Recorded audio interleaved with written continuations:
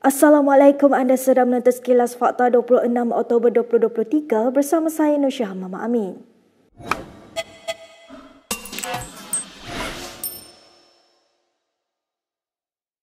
PAS menyifatkan kenyataan Perdana Menteri Anwar Ibrahim bahawa dia diancam berikutan mengkritik Israel dalam isu perang di Gaza sebagai pelik dan melucukan. Setiausaha Agungnya Taqiyuddin Hassan berkata, sehingga kini Anwar juga masih belum mahu mendedahkan apakah bentuk ancaman yang diterimanya. Dalam satu kenyataan hari ini, Taqiyuddin berkata pendirian tegas Malaysia menyokong perjuangan rakyat Palestin dan mengkritik Israel sudah diketahui umum dan bukanlah berita baru.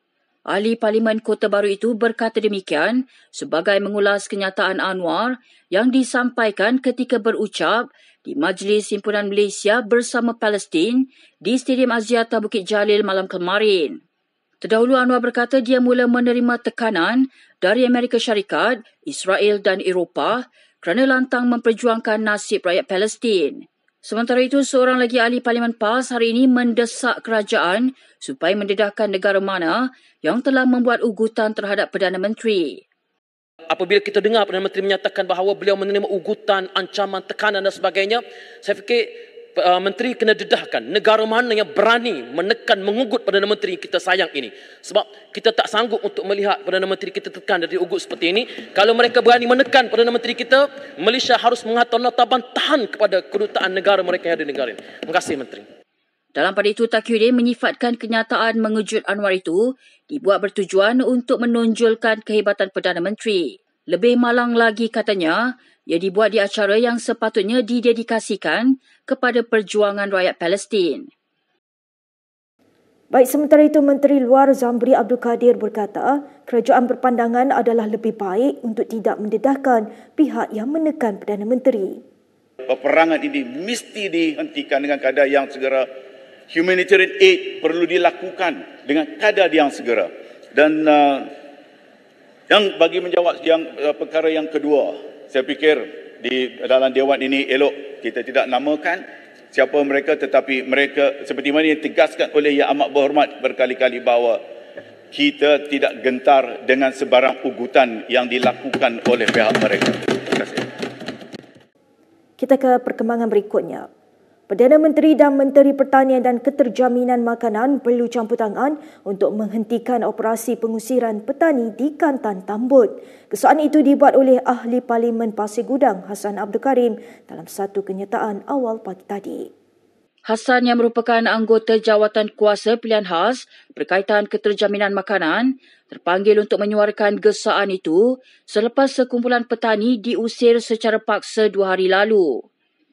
Katanya Anwar Ibrahim sebagai ahli Parlimen Tambun wajar menyelesaikan isu-isu petani yang tidak bertanah tersebut kerana ia berlaku di kawasan parlimennya sendiri. Ahli Parlimen PKR itu turut menyeru kerajaan supaya memberikan tanah kepada mereka dan juga petani-petani yang tidak bertanah di seluruh negara untuk menghasilkan tanaman makanan. Tambahnya usaha petani dan pekebun tersebut dalam menghasilkan 60 tan sayur sehari untuk rakyat Malaysia sepatutnya disokong kerajaan pusat dan negeri. Pada 24 Oktober lalu, Malaysia kini melaporkan aktivis Parti Sosialis Malaysia, Chong Yi Shan, cedera di mulut dan hidung selepas mendakwa ditolak oleh anggota Pejabat Tanah dan Galian Perak. Ini selepas petani dan aktivis berkenaan cuba menghalang mereka yang datang ke lokasi dengan jentolak dan jengkaut untuk mengusir 6 petani. Ke-6 petani tersebut diminta mengosongkan tapak pertanian mereka dalam tempoh seminggu kerana ia terletak di atas tanah milik Perbadanan Kemajuan Negeri Perak.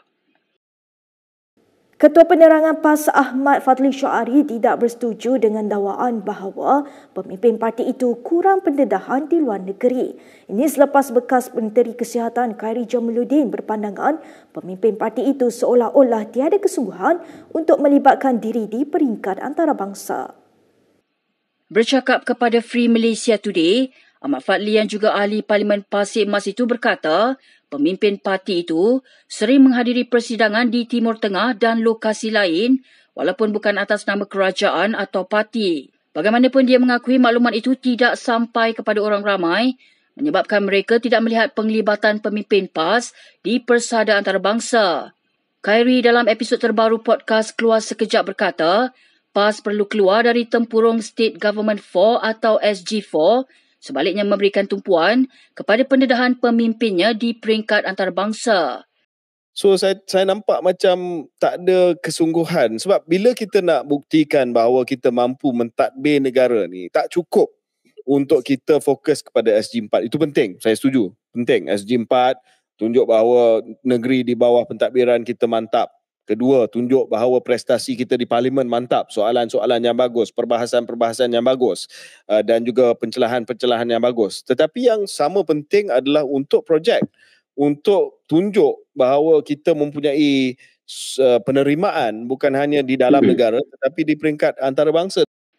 SG4 merupakan kerjasama di antara 4 negeri di bawah pentadbiran PAS iaitu Kedah, Kelantan, Terengganu dan Perlis bagi meningkatkan ekonomi, pelaburan dan sosioekonomi rakyat. Pada 14 September lalu, Menteri Besar Terengganu Ahmad Samsuri Mokhtar mengumumkan SG4 bersetuju melantik bekas Perdana Menteri Dr. Mahathir Mohamad sebagai penasihat bagi membantu menghubungkan mereka dengan Jepun dan Korea.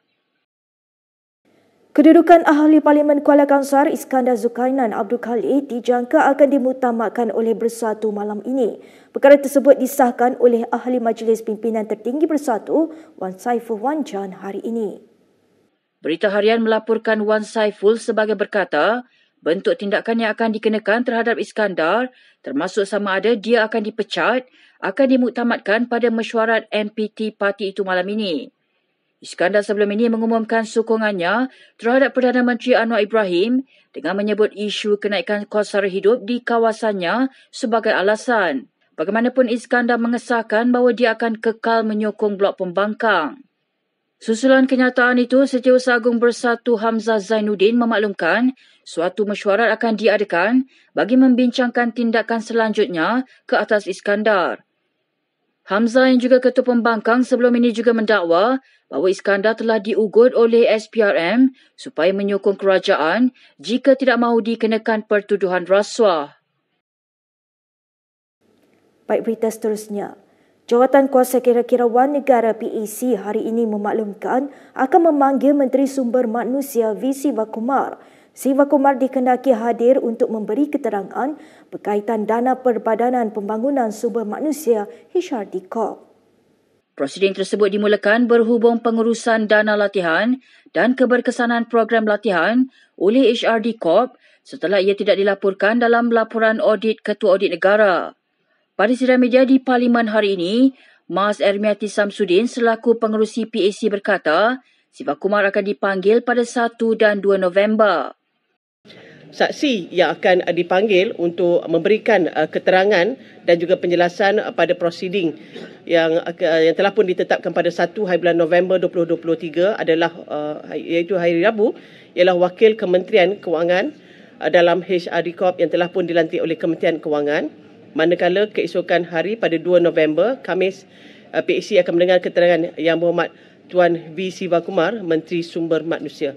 Jadi keputusan memanggil kedua-dua saksi ini adalah disebabkan nama mereka disebut sewaktu kami mengadakan prosiding yang lepas dan juga untuk berlaku adil kepada mereka. Pada 23 Oktober, PAC juga telah memanggil Timbalan Ketua Setiausaha Dasar dan Antarabangsa Kementerian Sumber Manusia Amran Ahmad dan Ketua Eksekutif HRD Corp Syahul Daud.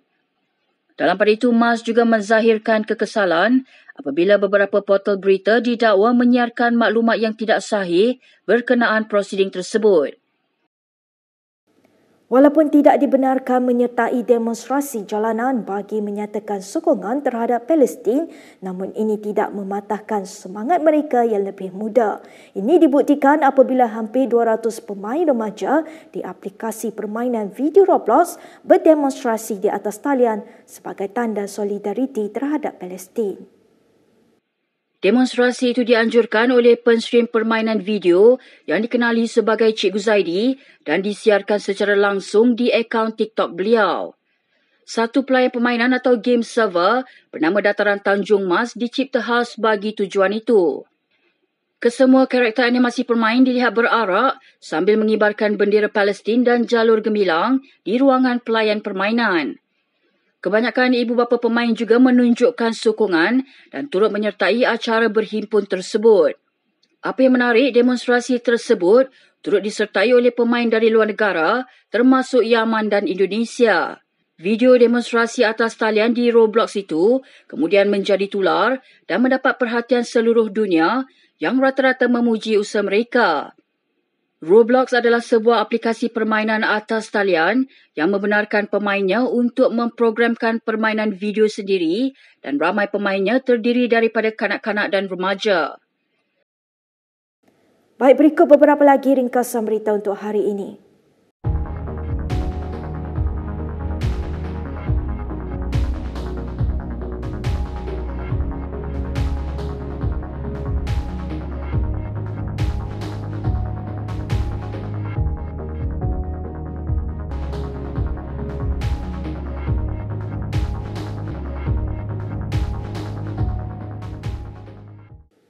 Sekian sahaja daripada saya, Nur Syaham Muhammad Amin untuk Sekilas Fakta. Untuk lebih banyak berita, anda boleh melayari kinitv.com.